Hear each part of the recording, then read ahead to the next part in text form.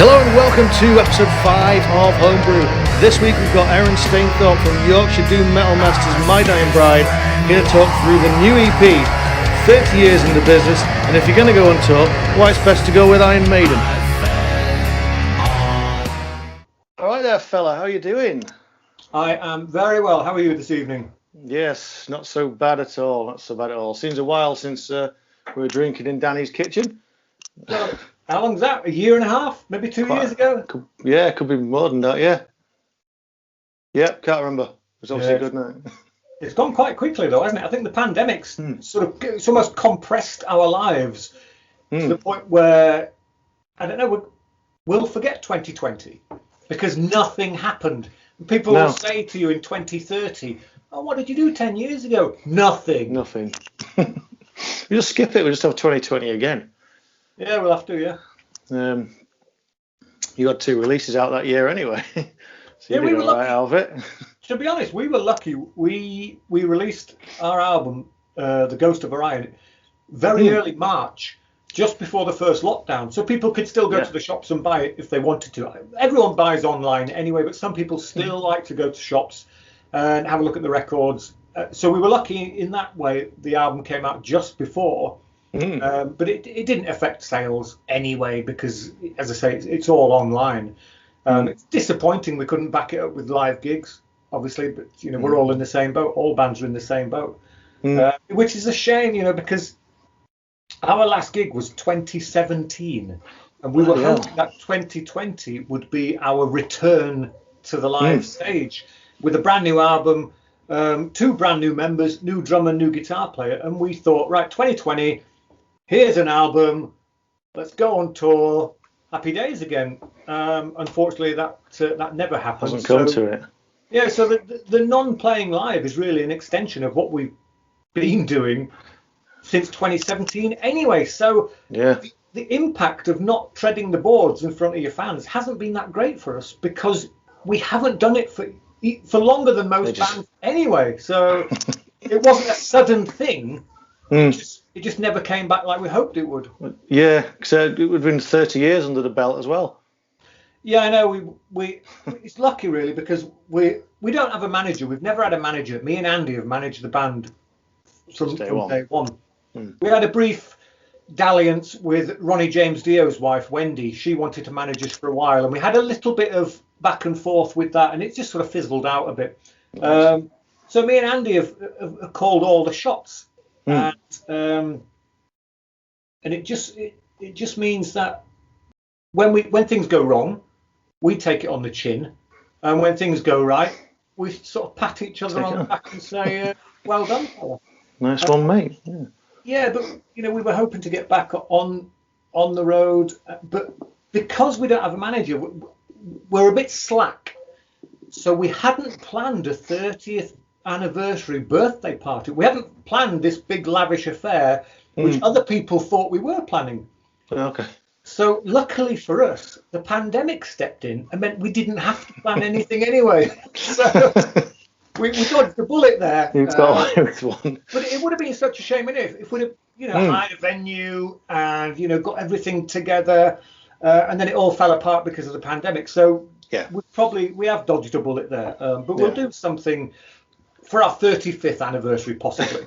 Yeah, only a 32nd. Yeah, you never know. So, back in the late 80s, early 90s, what was it about West Yorkshire that was just a hub of death and doom and goffness? I don't know. It's weird. I think the central hub for it really was physical, and it was the Frog and Toad in Bradford. You're far too young to remember that, but it's now a roundabout, unfortunately. But there were a number of really good pubs all around this now legendary nightclub. And we used to hit a couple of these first. Then everybody focused in on the Frog and Toad on a Friday and Saturday night.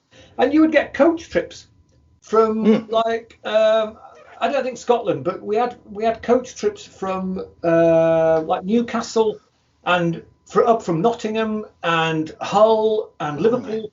They would come because this place was getting more and more of a name for itself. And that's where I met Paradise Lost before they were called Paradise Lost, where a lot of bands they sort of germinated there because it was a big club and it played everything. You know, the first couple of hours, from sort of, I can't remember what time it opened, from sort of 9 o'clock till midnight on the main dance floor downstairs was your extreme metal. Your Bathories and your Slayers and all stuff you've never heard of, and was mental. And I'd never heard of that. To me, when I was younger, Motorhead were extreme metal. You know, they were in your face, noisy and fast. Yeah. And then when I went to the Frog and Toad to enjoy a bit of Iron Maiden, you know, the DJ would put on something and my ears nearly jumped off my head, and I'm thinking, what is this? It's mental. But the DJ used to put the album sleeve over the front as well on a display case, so you could see who it was. Who was on, yeah. Yeah, and after a couple of weeks, I had a big long list of all these bands, mostly with logos I couldn't even read. Yeah. And I'd go down to Crash Records in Leeds on Saturday morning, and I'd buy all these records, and I absolutely loved it. And that was my introduction to the more extreme side of metal. I'd loved rock music for years, but as I say, I thought Motorhead were the limit, because really, I was reading Kerrang magazine and listening to the Tommy Vance Friday Rock Show. Nice.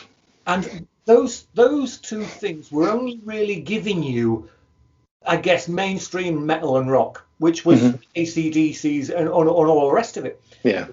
They didn't touch the extreme stuff. So when I first heard it at the Frog and Toad, it blew me away. It absolutely blew me away. And I was hooked. I was hooked immediately. And clearly, so were a lot of other people. And, you know, after midnight, that big dance floor turned into your usual rock and roll. But it had a second floor upstairs, which was more your sort of 60s, 70s, bluesy rock. And that was good. But it was a big place. So loads of bands formed after going there because it was just a hive of excellent music. And then the venues around it as well. Loads of venues popped up because of the Frog and Toad. People were opening venues in pubs and everything, and it grew and it grew and it grew, and it was amazing. It's nothing like that now. But back in the 80s and early 90s, possibly till maybe even mid to late 90s, all the big bands went through Bradford. If they did an English tour, it was London and Bradford. And we got to see tons of great bands. You used to get quite a lot through Croydon, oddly, for some reason. Really? Move for the same thing, yeah. Okay. My mates would see Hendrix and Pink Floyd in Croydon. Wow, right. Yeah. Good times. Yeah. So it's a hectic few early years for you, but your first single sells like dynamite. You get signed up quickly, and before you know it, you're on the Peaceful 3. Yeah. So take us up to, we get to 1995, and then all of a sudden you're on tour with Iron Maiden. Yeah. We did go on tour with Iron Maiden. That was quite a surreal experience, as you can probably imagine. How was that? Yeah. Well, apparently Steve Harris quite liked our album at the time, The Angel and the Dark River. And this was before the internet. So he'd heard a physical copy, because God knows it ain't going to be played on the radio. So he'd heard either a friend or whatever, he heard a copy and quite liked it. And it helped with us being a British band because he's quite a patriotic chap. Yeah. And he somehow got our guitar player, Andrew's number, and rang Andrew up. And Andrew sat in his bedroom, picks up the phone, it's Steve Harris. And Andy thinks it's someone mucking around. So says, yeah, very funny, and puts the phone down. Yeah, see you, Steve. And so Steve rings him back 2 minutes later and says, don't put the fucking phone down this time. And it's really me. And so we organised a European tour supporting Iron Maiden, and it was amazing. And we got, you know, we jumped on a tour bus from Bradford up to Newcastle because the first gig was Helsinki, Finland. So it's quite a long trek for the first gig. Yeah. And then we got this god awful ship from Newcastle to Norway. Of course, the waves are like that. Yeah. It's like the North Sea, and it was horrible. And then when we got there, I don't know what went wrong. Somebody said, "We put you on the wrong tour bus. That bus you were on in England was wrong. So to say sorry, here's a top of the range tour bus." That's a crime, isn't it? to God, it was the greatest tour bus we've ever seen. It's like a Rolls Royce, a double-decker Rolls Royce. And we were like, this is amazing. So we drove to, gosh, where was it now? Stockholm. And we caught the ship from Stockholm to Helsinki. And that was the biggest ship we've ever seen, you know, because we've only been on ferries in the past. Even the one from Newcastle to Norway, it was a big ferry. But this was the first time we'd seen a ship 20 stories high. It was bigger than any building in Stockholm. It was just incredible.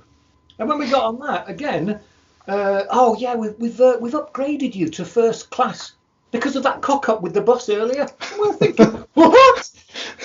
I like this cock up. Bring it in. I was cocking up. Didn't you? So when we got there, when we showed our tickets, these special people popped out of somewhere, butlers, and said, "Oh, don't stand here with these other people," and took us off round this private thing, up in a private lift, and took us to our own suites. And we had balconies, beds each, huge shower, free wine, and we weren't used to this. And when I opened the door and I said I says, "How much is the wine?" And he said, "Oh, it's all complimentary." Yes!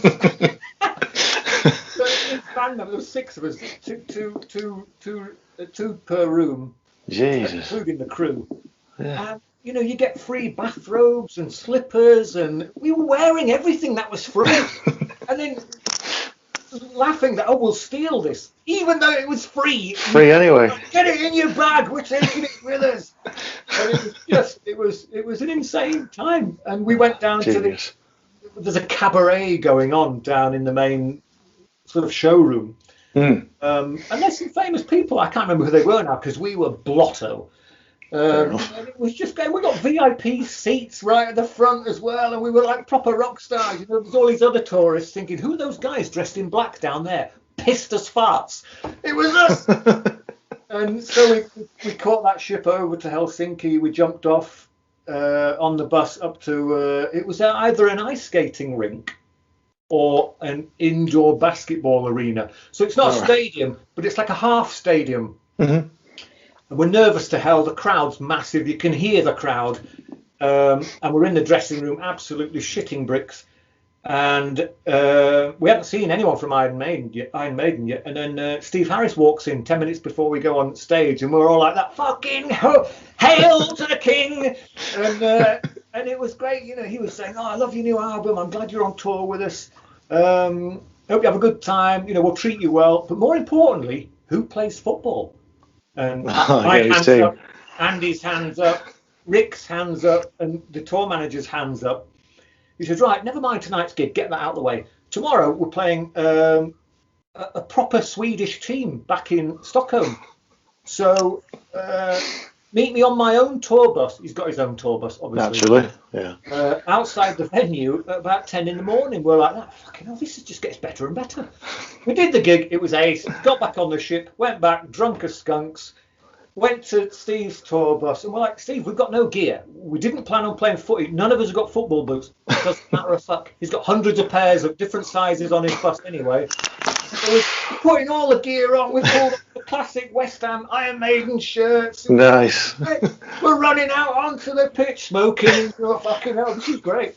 And we played a bona fide Swedish, not a Premier team, but whatever the next league down is. Yeah. But the first 5 minutes, Andy scored straight away. Oh. Steve was like that. Yeah, fucking brilliant. And it was just amazing. You know, I could talk about the tour for hours and hours and hours. It was incredible. Yeah. They were lovely people. The gigs were amazing. There was even a moment when Rick, our drummer, he was asked to do Nico's sound check on 3 or 4 occasions because Nico either couldn't be bothered or is a bit under the weather. So our little Rick from Bradford is sat behind the biggest drum kit you've ever seen. Nice. And really giving it the full beans. And when he'd finished the first one, all of Maiden crew were like that. Fucking hell, this guy's ace. Rick was on cloud 9, absolutely blown away. And then on the 4th time he did it, he didn't realise Nico's over his shoulder watching. Oh. And then again, you know, he's just put his sticks down and said, "Is that all right?" the sound man's like, yeah, that's brilliant, Rick, thanks. He gets up, turns round, and Nico's like that. Boom! It's just amazing, absolutely. Bloody hell. That was like the perfect 48 hours. It was just, and then it just went on for 4 weeks. It was brilliant. Yeah. I mean, at this point, there must be a turning point in the band's thinking where you're thinking, yeah, now it's happening now. I'm not sure. You don't get the feedback like you do these days because of the internet and social media. Now, as soon as you've done something, the feedback is seconds from when you've done something. Over there, you have to wait till you've done something, and then it appears in a magazine a month later, reviewed by someone who may or may not like you, or maybe a bit indifferent. And that's the only feedback you get. So you read that and think, I guess that was okay. There wasn't a light bulb moment where we thought, I think we might have made it, fellas. Because some of the gigs supporting Maiden were very black and white. Some of them were fabulous. You know, when you've got a broad-minded audience who they've got their ears open to anything interesting and quirky and good. We went down a storm with those people. Not so much in the UK. in England, they only want to see Iron Maiden. They don't give a fuck who's supporting. People just stand there like that for the whole of our performance. Italy was no better. They just threw coins at us for the whole of our gig. Nice. I mean, we'd only just started the first song, and I felt a coin hit me right on the crown of my head, and it split my head open. And I had blood running down my face all the way through the first. And the rest of the band are looking at me thinking, what the fuck is going on? And we just carried on. I just smeared it over my face and said, let's fucking have it. And we just carried on, and when I came off, there was a doctor there to stitch my head up. Stitch you back up a bit. Yeah, some were great and some weren't so great. So that kind of balanced it out. If they were all great, then I suspect we would have got very big-headed and thought, we've made it. But because there was an even sort of, yes, they loved us, yes, they hated us, it was an equilibrium there. So, but it was still great fun. Yeah, I mean, proving it to the Scandinavian countries, that's a big one to win over, man. Yeah, they were great. You know, again, they're quite broad-minded people, and that's paid. I think that's paid back over the years now, because our last few albums have charted in their charts in Norway, Sweden, Denmark, Finland. We've actually got not just the rock charts, the actual music charts. So they're quite fond of us. So I went up there a few years ago to shoot a video. The rest of the band couldn't be bothered. They were washing their hair. So I flew to Gothenburg anyway to shoot a video by myself. And the guy, Charlie Kramberg, the producer, director, had lined up loads of Swedish models in lingerie. And a throne for me to sit on as they poured at my feet. And I'm thinking, this is a tough day at the office, this one. And because we've done a few things in the Scandinavian countries, some interesting festivals and that, we've kind of built up a good reputation there. And it may well have begun with the Iron Maiden tour. Yeah, quite possibly, I guess, yeah. So when we get to some of the more middle years, you get to Like Gods of the Sun. And you sort of changed the vocal attack and how that whole album sort of attacked a bit. Yeah. Was that quite a conscious decision, or did it just sort of fit a bit better? I don't know, you know? Well, it was. I mean, we'd done all the extreme stuff early on in our career, and we loved doing that. It was quite experimental in places. We did songs in Latin and all sorts of crazy shit. And we just thought we'd try an album where we're a bit less grating and a bit more smooth, and we'll polish the production a bit instead of having it raw with the squeaky bits of guitars and you know, just weird noises going on in the background, which we'd always keep on recordings, because you could pick them up when you've got a big pair of cans on. You can hear all these funny little, you can hear breathing in the background and shit like that. But for Like Gods of the Sun, we wanted a nice, good quality, polished production. And so I thought, I'm going to do less of the growling death metal vocals. Plus, I was really getting into the way that I write lyrics. And if you are proud of what you've written, you want people to hear it. So if you death metal it, they're not going to hear it properly. You know what I mean? So I kept the vocals cleaner so that people could hear the hard work I put into the effort of writing the bloody lyrics. So those things all went together to give us quite a slick album. Of course, some of the diehards were a bit unhappy about it. But I think it broke new territory again for us. other people were accepting the album and saying, wow, I was a bit on the fence about My Dying Bride in the past. They've now just proved that they can actually write proper songs or not just obscure 15-minute Latin things. Yeah.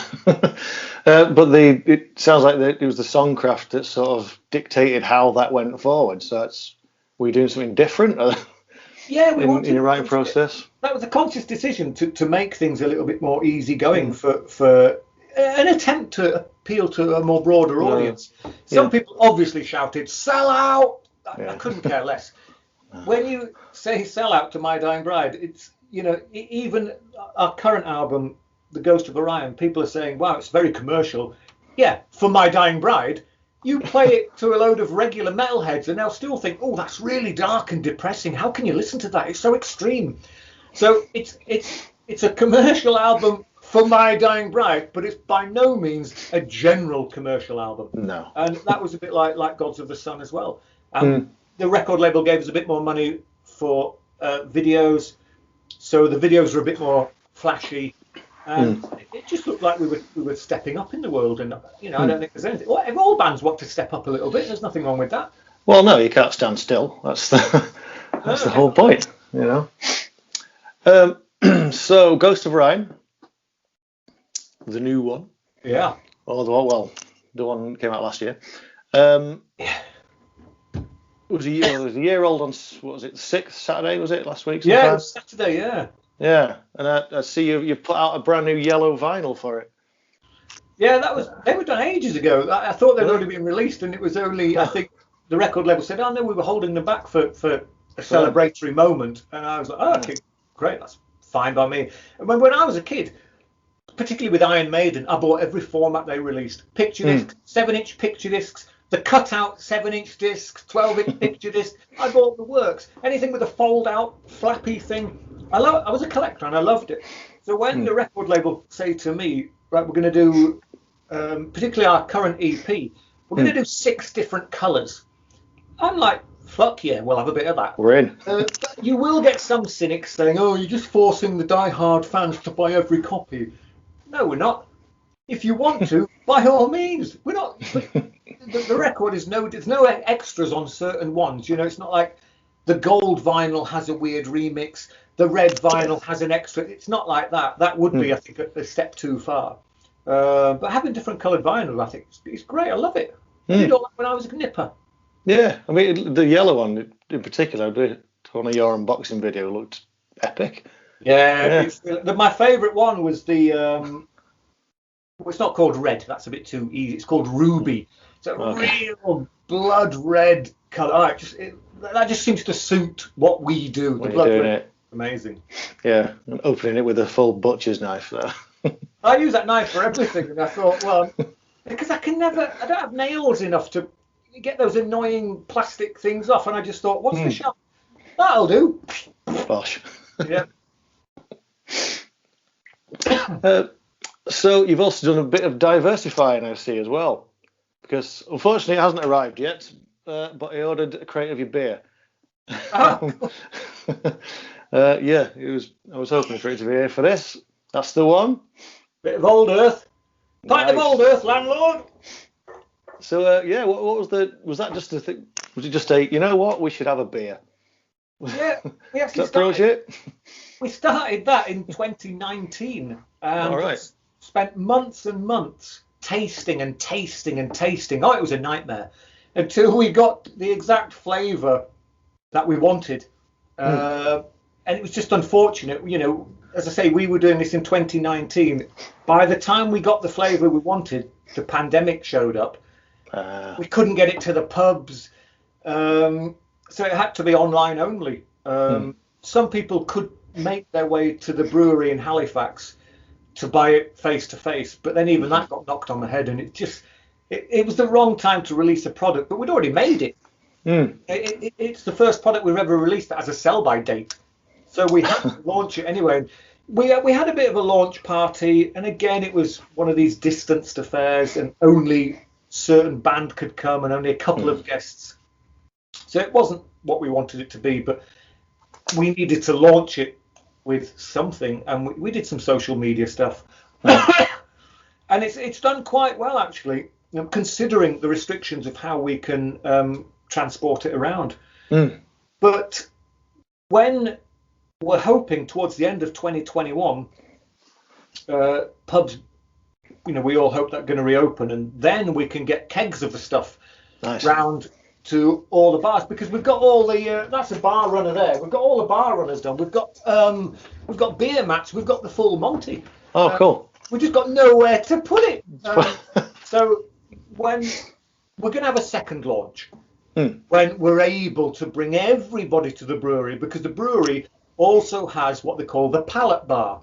It's a great bar, open fires, big outdoor space, and we'll have another launch where we can invite everybody and then launch it properly. And also, like I say, get it to little pubs and and independent shops, beer shops and stuff like that, and hopefully spread the word a bit more in the future. Cool. Because we don't want it to be a My Dying Bride piece of merch and we push it all the time. We want it to stand up for itself and start running by itself without us poking it every 5 seconds. But as I say, because the pandemic slowed that down, we've had to jab it every 5 seconds to let people know that we've got it going. But end of 2021, I hope it's going to be in a fair few boozers, fingers crossed. Well, that's good. Yeah, I didn't know if it was just going to be a short run, few cans, but if it's here to stay. They've started the second run now, which is going to be in the big 440 cans, 440ml cans. This was mainly a decision because of Brexit. Because currently the beer is brewed in Yorkshire and is only available from the brewery online. Now, that was fine. Sales were good before Brexit. As soon as Brexit hit, there's an additional €30 to pay for people buying it in Europe. So they pay £30 for the case, then about £10 for shipping, then €30 of tax layered on top. It's too expensive. So we've struck a deal with a guy in Belgium. He's got exclusive rights to the 440ml cans. We're going to send them all to him. He's going to sell them from his place in Europe. So everyone in Europe can get a good deal without the stupid Brexit. Without the tax. Yeah. Oh, nice. Good stuff. They know their shit over in Belgium. Oh, God, I know, yeah. Okay, so we'll crack back to the albums in that they've pretty much all got epic artwork. Now, it is a big part of it. It lets people who are looking at it an insight as to what might be on the disc before you listen to it. But is there any major processes that you guys go through to get your ideas, or does someone just come up with it and go, you know what, that looks great, let's go with that? No, we do a lot of work on the artwork. Me and Andrew generally take turns in finding an artist or having a go ourselves. I've done 3 or 4, I think, in the past. I found the guy. In fact, I found the last 2 guys. Eliran Cantor did the album, and Roberto Bordin did the EP. So I guess the next one, I'll leave it up to Andrew to go and find an artist. And it seems to work that way because the problem with me and Andy, we've worked together for 30 years. We're the only 2 remaining original members of the band. But because we both want the very best, we can't work together when it comes to the artwork, because he might show me something and I'll be like, "Ooh, I'm not sure that reflects what we're doing very well." And then I'll show him something and he's like, "Yeah, it's shit, that, Aaron." So we end it right.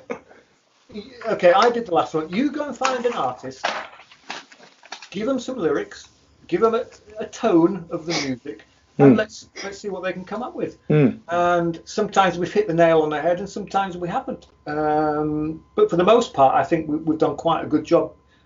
Because you're right, it's the first thing people see. When people are flicking through some of the magazines, there's adverts for albums all over the place. We might have got it wrong, we might have got it right. We try to get a cover that looks a bit different from some of the others of our genre. Yeah.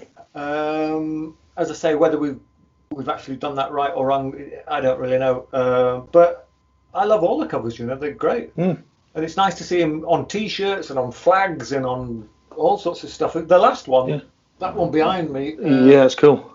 Macabre Cabaret, we've done a limited edition print of that because it was such a good, high quality piece of artwork, and it's got gold leaf on it and everything, and it's just a nice thing to have on your wall. They lend themselves well to t-shirts.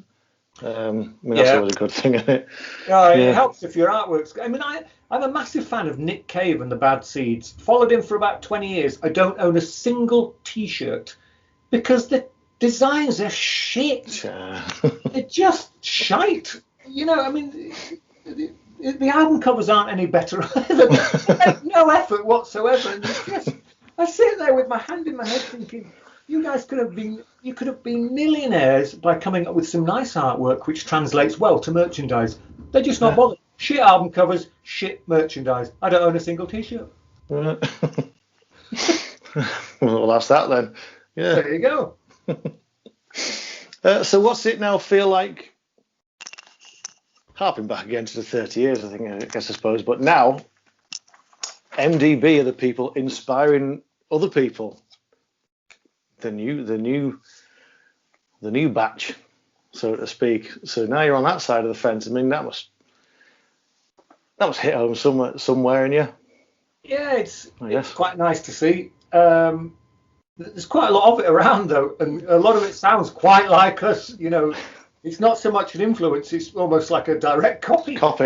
Yeah. So you listen to it and you think, I'm sure that's one of Andy's riffs, and but it's nice. You know, I'm not going to stand up slagging everyone off saying, why are you copying us? You know, come up with your own ideas. I think it's quite nice that people look up to you and like what you do so much that it inspires them to do something similar.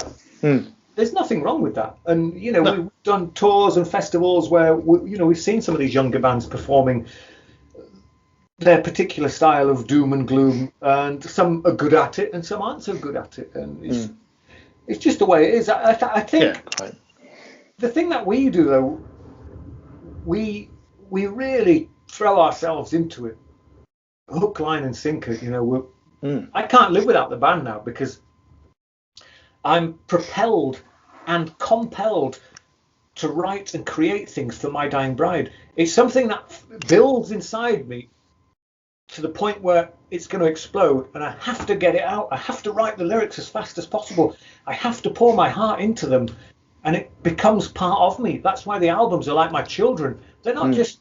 We could in theory record any old bollocks and release it and just try and get away with it. We can't do that. We just can't do that. We're too into it in such a way that part of our life goes into that record. If you're not sincere about it, you'll get found out and it become meaningless. So some of the younger bands who do mimic what we do, you can sort of tell they're not really into it. They're doing it because it's fun and they're young and I think that's what they want to do, but their heart's not really in it. They're just doing it because they got a guitar for Christmas. They like this genre of music for now. In 5 years' time, they'll probably move on to whatever the next fad is. But then you also see those who are absolutely into it. And quite often it's those who, I don't know, you don't care if you're playing a big venue or a small venue. You don't care how many people are there. You just get on with the work at hand. And you enjoy, or at least you get really into the moment, and that's what counts. That's why you're there. And it's less of the foot on the monitor going, yeah, everybody, let me hear you say woo, and it's more of the just focus on your chosen art form, nail it, and you feel great. Yeah. So is that where? Because there's always a lot more thought going into your stuff. Is that why? The layers of violins and those sorts of levels came into it. Yeah, I'm thinking, beyond the regular 4 or 5 piece. We had violins. I mean, from the first record, it just adds a really sort of melancholic layer to. Yeah, was that always the plan? Well, no. When we first formed. I mean, I wanted orchestras and all sorts of shit. The budget's not going to be there. No. But luckily for us, we did a demo tape, and we sent that out here, there, and everywhere. And we did our first gig as a 4-piece. We didn't have a bass player, and I announced on stage, if anyone can play bass and they're interested in what they've just seen here live on stage, because it was the end of the gig, there's some leaflets at the back with my phone number and address on, or give us a shout because we're hanging around for a couple of hours for some drinks.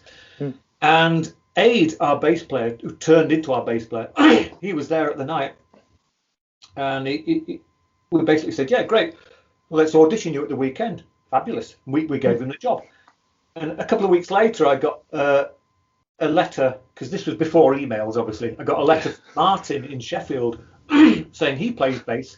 Can he audition? And I said, he had his phone number, so I rang him up and said, Martin, I'm sorry, we've given that position away. So he said, well, I play violin as well. And immediately that piqued my interest, and I thought, oh, well, I've always wanted cellos and violins. Have you got a demo or anything? He says, give me a week. So he then returned a tape to my house, which was our demo tape with his violin recorded on top. Wow. And it's amazing. We signed him up straight away. Yeah. So, although I had visions of orchestration, we just didn't know anyone who had the money to do it. Luckily enough, it came to us for free. So it was destiny, I suppose. So we've had orchestral pieces for ages now, and it just adds that extra ambient, mesmerizing layer that isn't there with a lot of other bands. And of course, other bands have used strings before, but it just adds something mesmerizing, and I love it. Absolutely love it. It's like a juxtaposition of what the instrument should be doing, isn't it? And then but you see bands like Apocalyptica and things like that, and they're sort of metal with strings, and but when you listen to some of the harder operas, like Wagner and stuff, and he's fucking grabbing you by the neck and throttling you, and it's like this is awesome. So it's not that different, really. I suppose not. Elgar's quite heavy, isn't he? Yeah, he's one of them. And it just seems to work. It works really well. We had a few barren years, you could call it, where the violin wasn't there. But we didn't really miss it. When Martin left, we just thought, right, well, the guitar players are going to have to come up with some even sweeter harmonies now to cover where the violin was. And again, I adjusted my vocals to try and get different ranges and did some double tracking to harmonize the vocals more. So we worked harder for the fact that the violin wasn't there anymore. And then over time, the violin returned in the form of Katie Stone. She joined us for a while, then she went, and then Sean, who's still currently with us, is still with us. Yeah, so all good. Good stuff. Reet, we'll crack on with time for rig rundown. Right. So obviously you don't have a guitar or a triangle. Do you take anything to gigs these days? No. No. There's no point. I mean, I've got some mics, Shures, 58s, and that's it. I don't wear in-ears. I don't have any. There's no click tracks. No. It's just dead simple, and I don't even take them. The crew empty our rehearsal room, and the mics are in there. And then when I saunter up to my mic stand when we're doing sound check, I damn well expect my mic to be stood on the end of that stick. And it always is, because we've got a great crew, and getting back to the pandemic, we miss these guys. They're sat around not doing much. I know Danny's keeping well busy, but some of the other crew, some of them gave up their main occupation to tour with bands, and touring was amazing. And suddenly we've all had the rug pulled out from underneath us, and these guys are thinking, well, do I try and go back to the job I used to do because I've now got no income, or do I hang on because gigs might come back very soon? And it's a real tough place.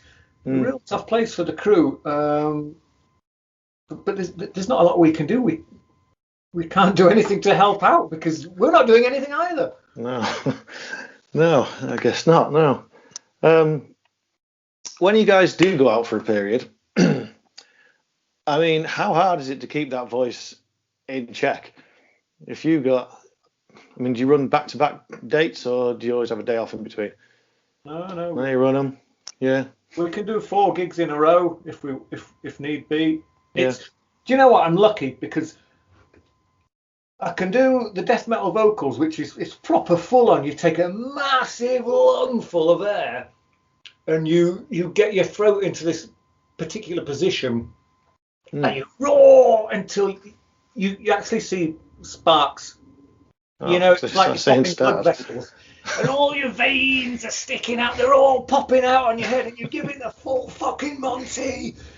And you can almost feel steam gushing out your ears as you vent all your anger, all the angst you've built up over the years. It all fucking pours out there. And that again, that any chip on your shoulder, anything that's been aggravating you, that's just fuel for the fire. That all comes out, and you just, I'm bright red, absolutely. I'm sure it's dangerous, but I'm bright red, and all that happens after the gigs, my voice just drops an octave. And the following morning, I'm fine. So we're at it again the next night. So, and there's songs where I'm whispering, there's songs where I'm narrating, there's higher vocals, there's even points in She Is the Dark when it's really high black metal screeching, and then there's the real deep stuff. And I'm not a great singer. I can't hit all the right notes, but I can do what within my realm. I'm not bad at what I do, so I'll continue to do that. I can't. For me, a singer is like Frank Sinatra. People can get the right notes. Right. They know what key the song is in, and they just do it smooth as you like, effortlessly. Yeah. Whereas if I tried to sing, it would be hysterical. However, because there are singers and vocalists. Yeah. When you consider people like Mick Jagger, Bob Dylan, they are not great singers, but they are world-class vocalists. With the right vocal and the right music, it's a marriage made in heaven. You don't have to get every single note put. Nick Cave and the Bad Seeds. Nick Cave can't hit. His voice has increased over the years in its range, but he's still a bit ropey in certain areas. It doesn't matter a fuck because the music's amazing. And if you're writing it, then no one else can tell you different. Yep. And you've got the microphone. Right. All right. Let's get on to the 5 at dawn. These are your 5 quick fires. All right. All right. Internal venue or festival? Internal venue. Yeah. Yeah. We've done Grass Pop in Belgium millions of times. In fact, we've played it 15 times more than any other band, which is cool. And as we grew and got, our stature grew, Bob, who runs the festival, said, "I want you on the main stage." And we're like, no. Because you lose the ambience. We've got a great lighting engineer who knows just what lights we need to create this intense atmosphere. And then we've got just the level of dry ice to set it off. Yeah. And that has to be contained in I hate to use the phrase bubble. And then you feel the feedback from the audience. And you can control the lights because it's in a marquee. Mm-hmm. Once you start playing the outdoor thing, the wind blows the dry ice away straight away. The lights are pointing to a field of 10,000, 50,000, 100,000 people. You're giving it your 100%, and you can see like 100 meters back, people are buying burgers, shopping over there. Yeah. There's someone fighting someone else over there. There's a motorway with cars going along in the. It takes you out of that zone, and it ruins it for me. You've got to have control over the ambience. And we do that by playing indoors all the time. If we play outdoors, all of us are miserable. Good answer. No one's come up with that one yet. You're actually you were at where else got this thing up? Oh, I thought I had the tag up there. Brutal Assault Festival. Oh yeah. In it's outside Prague. It's about a couple of hours outside. But it's in like that old fort or something. Yeah. Yeah, I mean it's outdoor, but that must still give you a bit of scenery.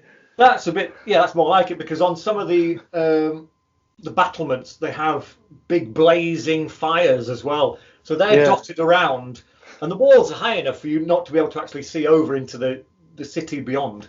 And because of you're effectively playing in various shapes of courtyard, it's contained to a certain degree.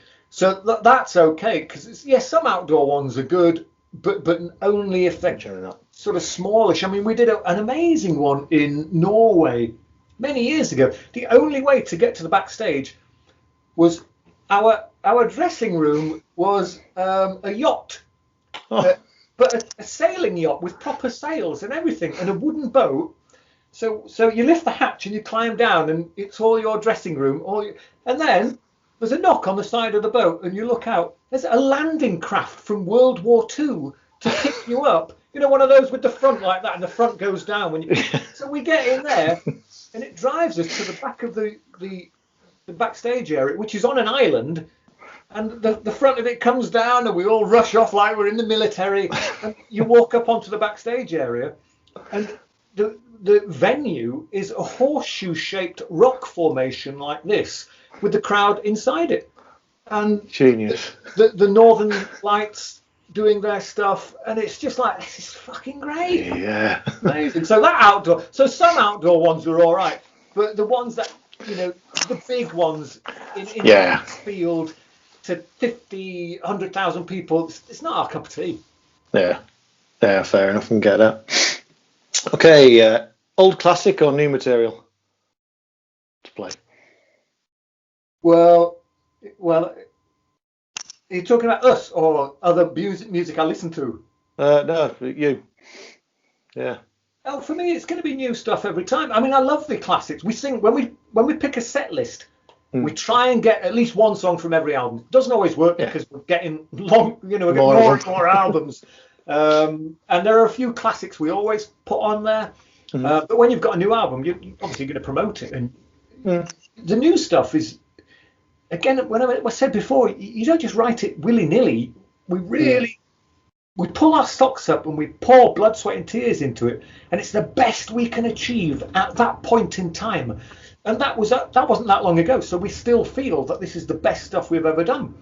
We understand that we're lucky enough to have an album people consider a classic, which is Turn Loose the Swans, which is amazing. So we always do a couple of songs off that. And yes, we're aware that some fans prefer the early material, but you can't just repeat yourself endlessly. Not only will the fans see through that, we'll get bored to death of doing the same thing over and over again. You have to move on without losing sight of the foundation that built My Dying Bride. We can stretch the barriers a little bit, play a little bit, play around with the music here, there and everywhere, so long as we keep an eye on where our roots are. What about as a fan then?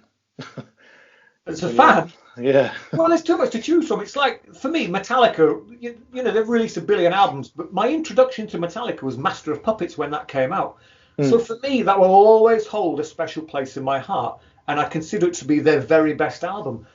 Younger people like your good self might consider newer albums to be their better, because it might have been your introduction, like the Black Album or whatever. I think for a lot of people, it's when you're first introduced to a band, that's quite often the defining moment, and it's hard to shake that. And for me, it was Master of Puppets. For fans, we've had 30 years for them to get into us. And it's funny, with the new album we released, we did a great video called Your Broken Shore, and it did really well. The video's gone all over the place, and still getting people now who have never heard of My Dying Bride in the metal industry coming out saying, "Oh, that album's killer. Who are these guys?" Well, we've been around 30 years. Where have you been? Yeah, it's from 1995. Yeah. Yeah, so it's funny. You still make new fans even after all this time. Yeah, I mean, a lot of people won't seek out music, won't they? That's a lot of the way. Is there anyone you would like to work with? I did quite fancy working with Tom Warrior from Celtic Frost a long time ago. I still would, actually. They've been a little bit dormant for a while. I'm not sure what he's up to at the moment.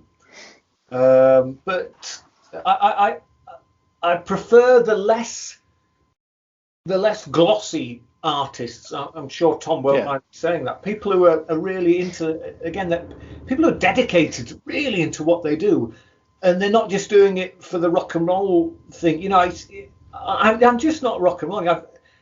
I've never worn leather trousers. I've never worn sunglasses atop my head, and I've never swug from a Jack Daniels bottle. You know, I've never done any of those things, so therefore I'm not a rock and roll star. And I've no interest in people who do those things because they're doing it to try and look cool. I don't do any of that shit. I do what I need to do because I enjoy what I do, and I would like to work with people who do it that way as well, and don't do it for the glory. And Tom's one of them. I'd love to work with Nick Cave. I doubt that's going to happen. I've just taken part in a little thing where me and a bunch of other musicians have covered a Depeche Mode song, which has very recently been released. In fact, today or yesterday. And I used to be in the Depeche Mode fan club, actually back in the late 80s. So to get the opportunity to cover a Depeche Mode song was great, you know. And I'd love to work with those guys as well. So there are a few people. Dead Can Dance, love Dead Can Dance. And in fact, I'm working with these people, Forever Autumn. On a black metal project, which I'll be recording some extreme vocals next week, all being well. Oh, good luck with that. Don't know what the neighbours are going to think. Yeah, don't pop a vein. Beer, single malt, or a cheeky red? A cheeky red for me. Cheeky red. Yeah, I can't do spirits. The only spirits I do is gin and tonic on an aeroplane. Oh, very refreshing. If you're going to do a spirit, it's the lamest kind of spirit you can do. But they're just too strong. My dad and my brother-in-law were big Scottish whiskey buffs. Oh yeah. They had notebooks and tasting sessions and all this. You know, we went to Scotland and we did like a tour. I did the beer, they did the whiskies, and they were holding them up to the light to check the amber. You know, what sort of amber level is that? And they had all these notes. But after a while, I was thinking, look, I must be missing something out here. Look, I'm going to join you on the next one. So we'll have this. We got this 18-year-old malt. Can't remember what it's called. And I'm sniffing it and going, fucking hell. They're properly like that.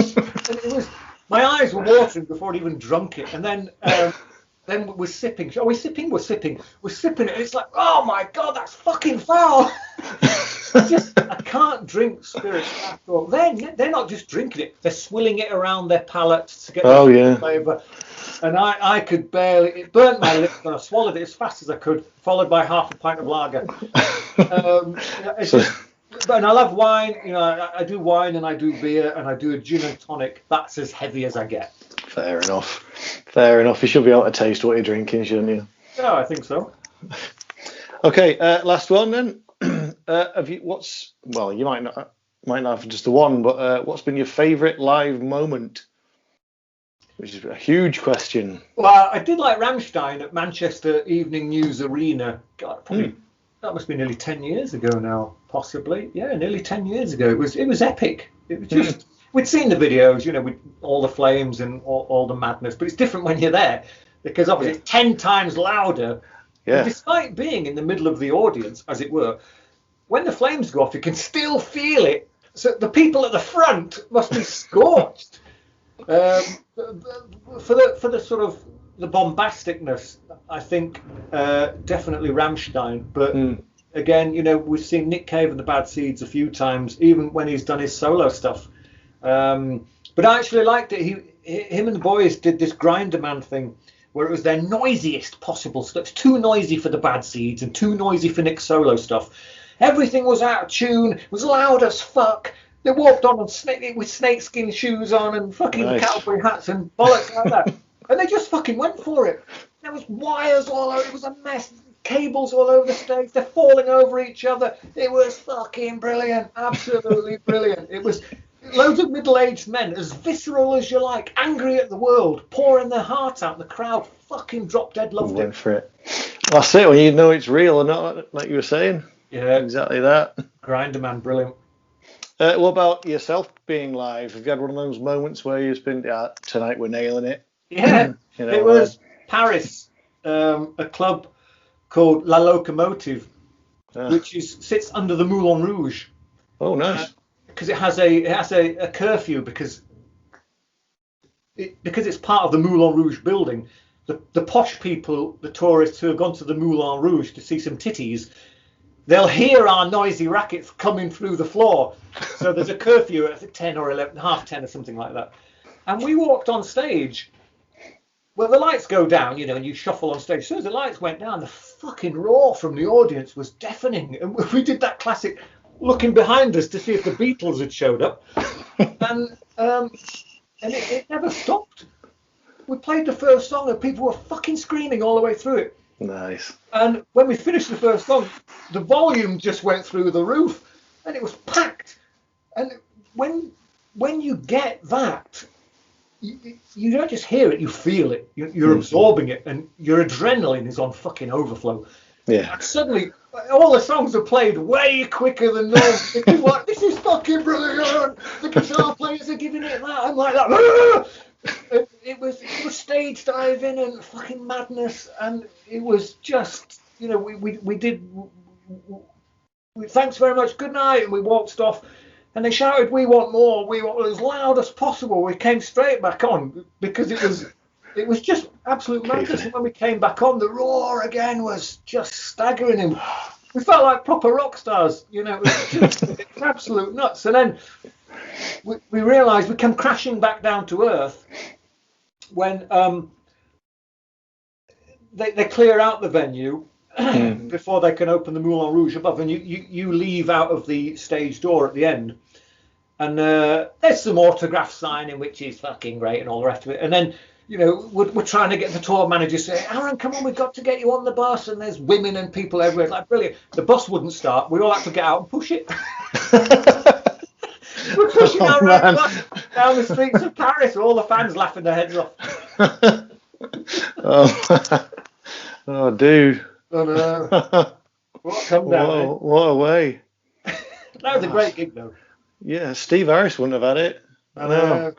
I should have sat on it shouting, "Push faster, you twat!" Oh, mate, right in the middle of Paris as well. I know, God almighty. Thankfully, it started straight away. We were lucky. Yeah, that's all right. Right, Aaron, thanks for joining us, dude. My pleasure. Thank you very much. Been a good one. For the folks watching, we'll put up the links so they can get your new EP, Macabre Cabaret. Thank you. And of course, the links to the beer and links to the vinyl as well, if there's any still available. There should be. In fact, I emailed the record label just earlier this week asking for a yellow vinyl, and they were like, "Yeah, of course you can." So they clearly haven't sold out. Right. Cool. Grand, I assume they're straight from Nuclearblast. Yeah. Guess so. Yeah. Brilliant. Okay. All right. Thanks for joining us, dude. And I'll catch you sooner or later. All right, mate. Appreciate it. Hopefully see you with Danny and a few drinks later. Hope so. Cool. Cheers. See you later, mate. Ciao, ciao.